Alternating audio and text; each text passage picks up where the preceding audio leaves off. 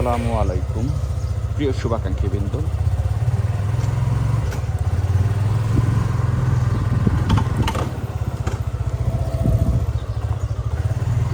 After long time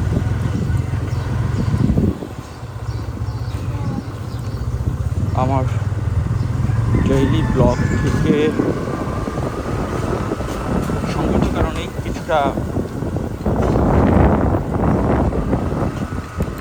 দীর্ঘ বিরতি নিতে হয়েছিল। After it vacation, today is my first office. That's why I just try to start my blogging a very long time.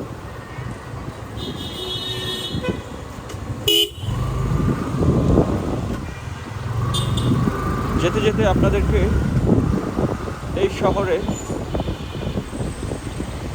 Eid পরবর্তী সময়কালটা দেখাবো ভেবেই ভিডিওটা আসলে শুরু করলাম।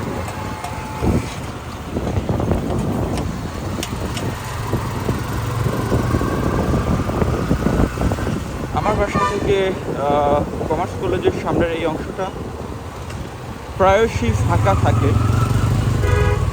সেই ক্ষেত্রে নতুন করে জ্যামের কথা না বলাটাই শ্রেয় মনে করলাম।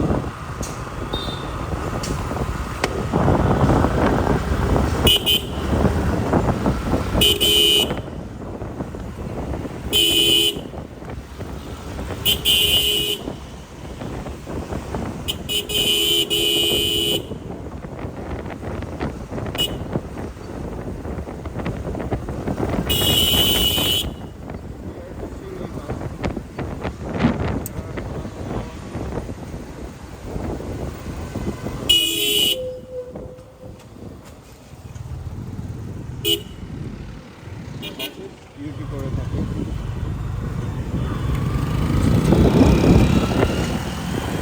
যারা কিছুটা ধারচারা স্বভাবের হয়, আমি আজ আসলে লাইভ ভিডিও করবো চিন্তা করলাম, আলাদা করে ভয়েস না দিয়ে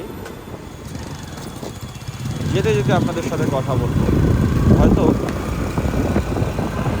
বাইরের ভয়েসটা একটু আপনাদের বেশি লাগতে পারে, সেজন্য প্রথমেই ক্ষমা চেয়ে নিচ্ছি এই প্রতিবন্ধকতার জন্য। আপনাদের সাড়া পেলে পর্যায়ক্রমে আধুনিকায়নের দিকে নিশ্চয়ই আমি আগাবো ইনশাল্লাহ।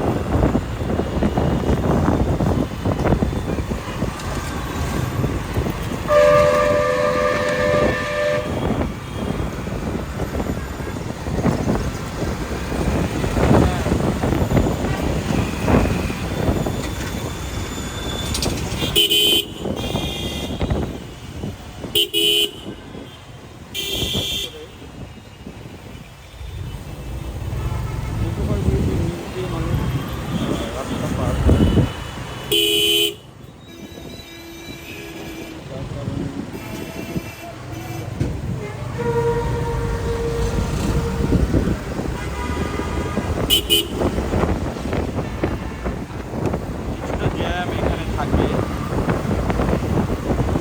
একেবারে দাঁড়ানোর প্রয়োজন পড়ে না। আমার ক্ষুদ্র জ্ঞানে এবং যতটুকু তথ্য সংগ্রহ করতে পেরেছি, ছুটির পরে আজকে সকল অফিস আদালত এবং শিক্ষা প্রতিষ্ঠানগুলো তাদের নিয়মিত কার্যক্রম পরিচালনা করবেন। সেই লক্ষ্যেই আসলে প্রথম থেকেই বিভিন্ন স্কুল কলেজ অন্যান্য শিক্ষা প্রতিষ্ঠানের স্টুডেন্টদেরকে ইউনিফর্ম পরা অবস্থায় রাস্তায় দেখা যাচ্ছে।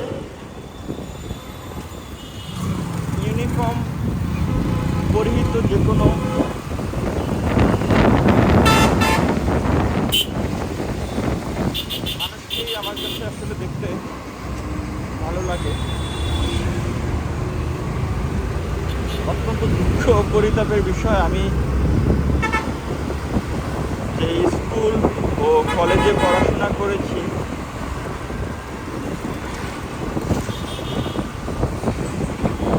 অত্যন্ত প্রান্তিক জনগোষ্ঠীর একটা স্কুলে পড়াশোনা করার কারণে আমার সময়ে অ্যাটলিস্ট ইউনিফর্ম পরা হয়নি। আমি যখন মোফাজ্জলের একটা কলেজে ভর্তি হলাম তখনও অবশ্যই ছিল না সেই প্রতিষ্ঠানেও ইউনিফর্ম। হয়তো এখন সময়ের তালে হয়েছে পরিবর্তন।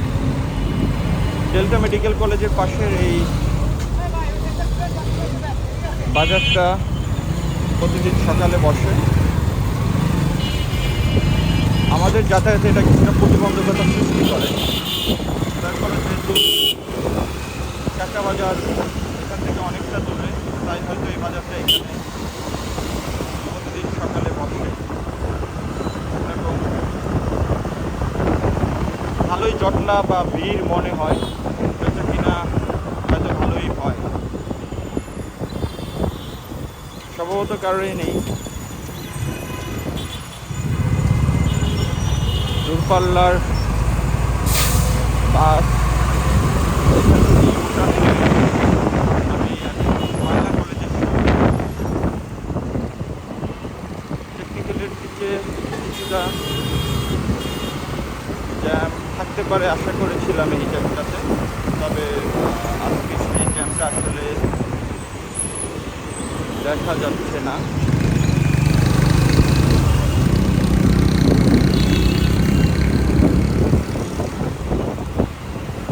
সেদিক থেকে বিবেচনা করলে মনে হচ্ছে জ্যাম তুলনামূলকভাবে কমই হবে, আশা করা যায়।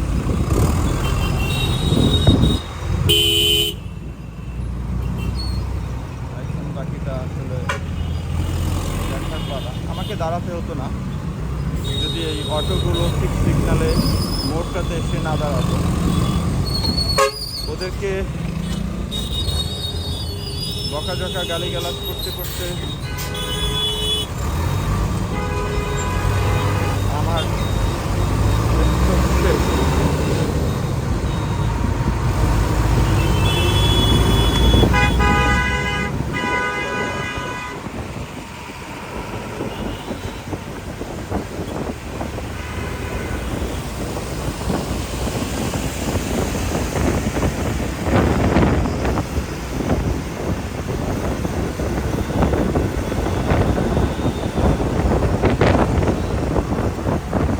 জ্যাম নাকি থাকা সেটা আসলে টের পাবো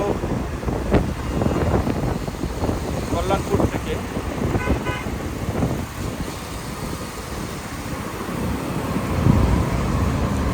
এই একটা জায়গা যেখানে আসলে প্রায়শই জ্যাম দেখা যায়।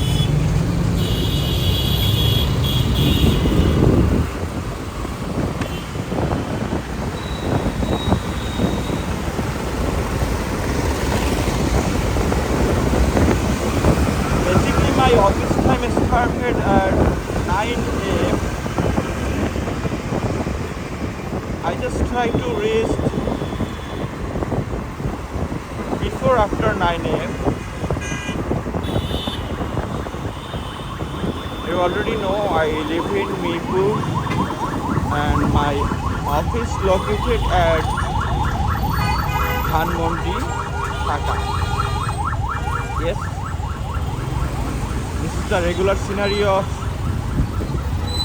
কল্যাণপুর। আমি আসলে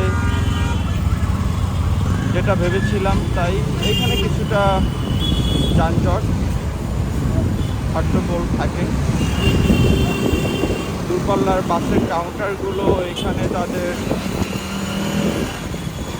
কিছু বাস সবসময় দাঁড় করিয়ে রাখেন, সাথে সাথে পাবলিক ট্রান্সপোর্ট নিয়ম নীতির কোনো তোয়াক্কা না করে এখানে দাঁড়ায়। এটা অবশ্য পাবলিক ট্রান্সপোর্টের দোষ না, জাতি হিসেবে তো আমরা অত্যন্ত বর্বর অশিক্ষিত। আমরা আসলে রাস্তার মাঝখানেই উঠতে পছন্দ করি, আবার মাঝখান থেকেই নামতে পছন্দ করি, যার কারণে ওরা আসলে বাধ্য হয় এক ধরনের।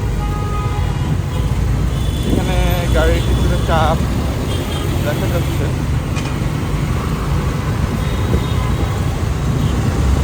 রেগুলার সময়ের মতো এখানে আমি কোনো আসলে তেমন তফাৎ দেখতে পাচ্ছি না, এটা নিশ্চয়ই আপনারা বুঝতে পারছেন। শ্যামলী এক সময় হল শ্যামলী বলেই এই স্থানগুলোকে মানুষের মধ্যে সবচেয়ে বহুল প্রচলিত ছিল। সময়ের বিবর্তনে সিঙ্গেল স্ক্রিন সিনেমা হলগুলো আসলে বন্ধ হয়ে গেছে। তাদের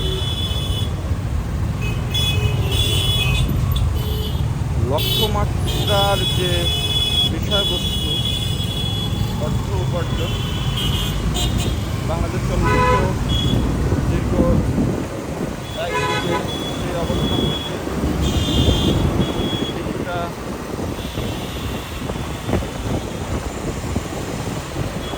সরে গেছে। হয়তো ইদানিং কালে সময়ের সাথে তাল মিলিয়ে কিছু ভালো সিনেমা পরিচালকরা উপহার দেওয়ার চেষ্টা করছে।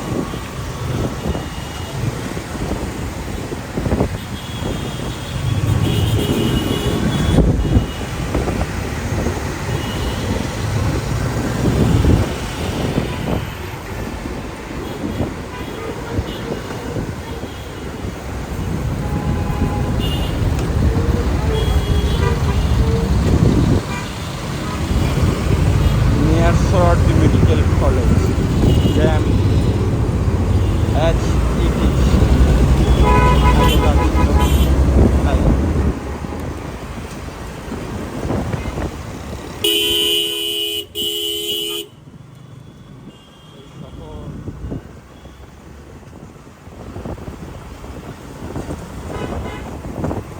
মানুষের বাড়ি নুয়ে পড়ছে।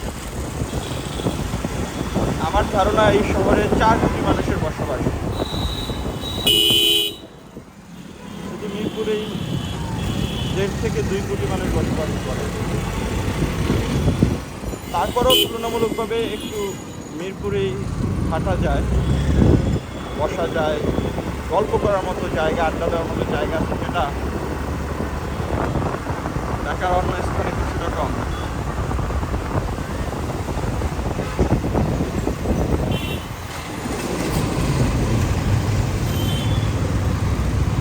এই সেই গণভবন,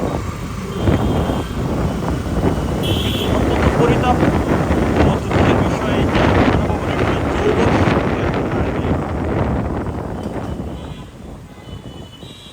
সেই রমরমা গণভবন, সেই জৌলস, সেই রং, কোনো কিছুই আজ নেই।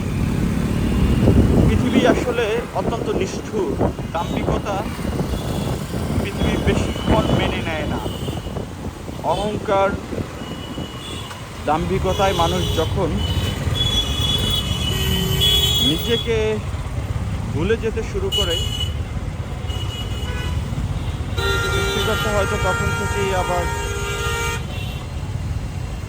মানুষকে স্মরণ করিয়ে দেয় যে অহংকার তোমার না, অহংকার আমার চাদর। তার প্রতিফলন দীর্ঘ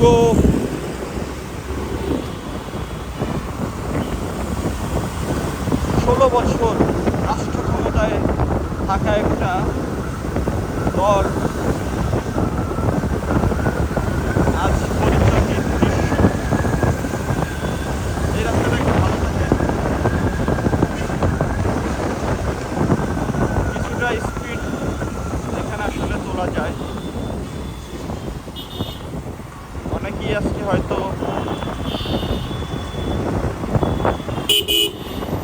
গাড়ির ট্যাঙ্ক, বাইকের ট্যাঙ্কে পেট্রোল লোড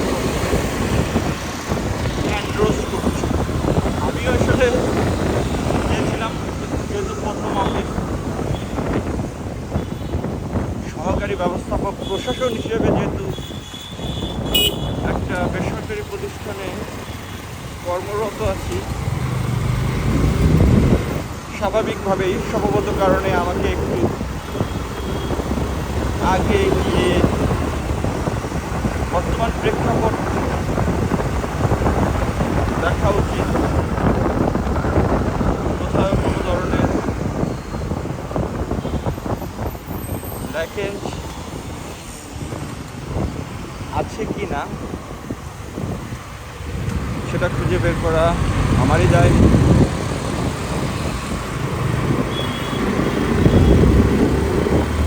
এই ইউটার্নটা, আসাদগেটের ইউটার্নটা সবচেয়ে বেশি কার্যকারী ভূমিকা পালন করেছে জ্যাম কিছুটা রিডিউস করতে।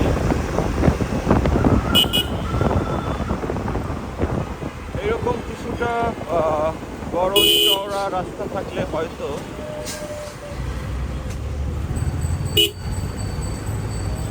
আরো দু একটা জায়গায় এরকম কিছু পরিকল্পনা করা যেত।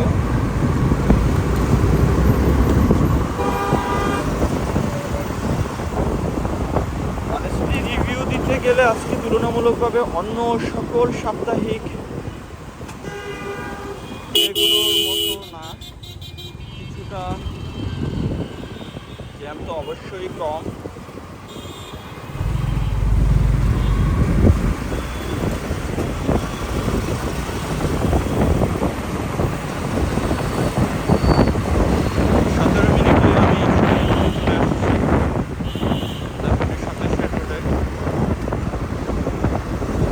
আমি আগে যখন অফিস গুলশানে ঘুরতাম তখন মিরপুর 12 ডি ব্লক থেকে এরকম সকালে বের হলে আমার আসলে 12-13 মিনিট সময় লাগতো অফিসে যেতে। সেই দিক থেকে বিবেচনা করলে এটা একটু ব্যাকওয়ার্ড জায়গা, অনেকগুলো সিগন্যাল আসলে এখানে করে। টেকনিক্যাল সিগন্যালটা সবসময়ই থাকে, যেহেতু উত্তরবঙ্গের সিংহভাগ গাড়ি টেকনিক্যাল হয়ে পার হয়।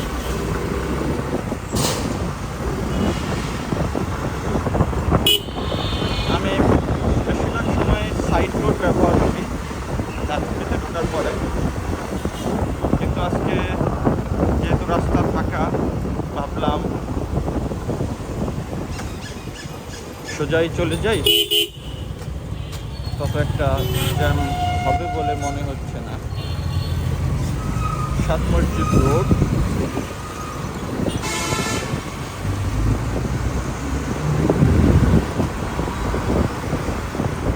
আমি আসলেই ভুল সিদ্ধান্ত নেইনি।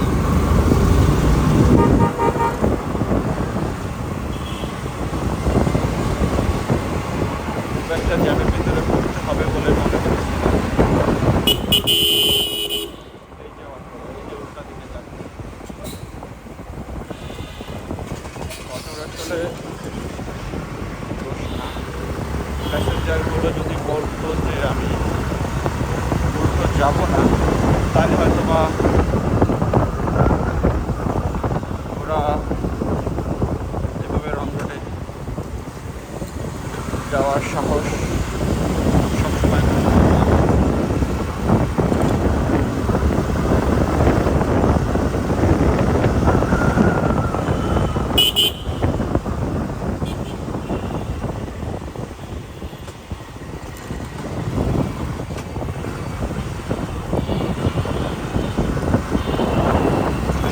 প্রায় চলে এসেছি।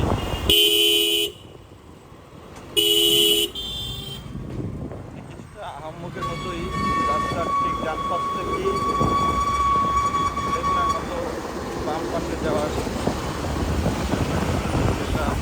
দেখেন একটা বয়স্ক মহিলা, উনি রাস্তা পার হচ্ছে জেব্রা ক্রসিং ছাড়া ডিভাইডারের উপর দিয়ে, যেটা ওনার একেবারেই করা অনুচিত। উনি করেও যেতে পারতেন বোরখা পরা, কিন্তু আমরা আসলে মানুষ হতে পারবো বলে আর মনে হচ্ছে না।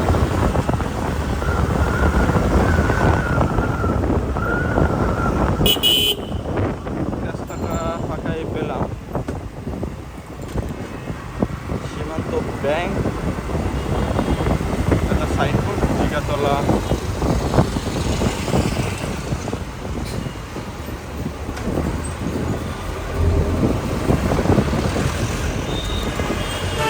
বিজিবি হেডকোয়ার্টারের গেট বরাবর, এটাই আসলে দৃশ্যমান দূর থেকে, অনেক দূর থেকে দেখা যায়। শেখ হাসিনার সাথে সাথে বাংলাদেশ পুলিশ তাদের জৌলুস হারিয়েছে, কারণ তারাও স্বৈরাচারের দোসর হিসেবে বিগত 15 বছরে নিজেদেরকে প্রমাণ করতে, জাতির কাছে প্রমাণ করতে বাধ্য হয়েছে না এক ধরনের, ইচ্ছা হোক অনিচ্ছা হোক।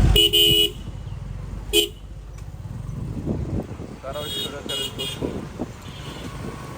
তারা রাষ্ট্রযন্ত্র হয়েও একটা পক্ষের হয়ে তারা সবচেয়ে বেশি কাজ করেছে। চলেই আসলাম প্রায়।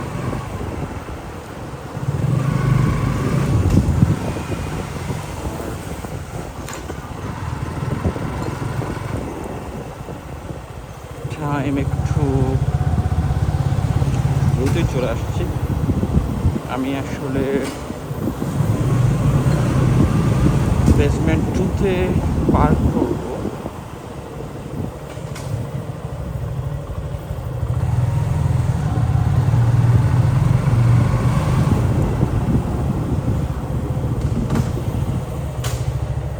এটা আমার সিক্রেট জায়গা, এটা সম্পর্কে কেউ জানে না, জানলেও এটা আমি আসলে এক ধরনের দখলই করে রেখেছি।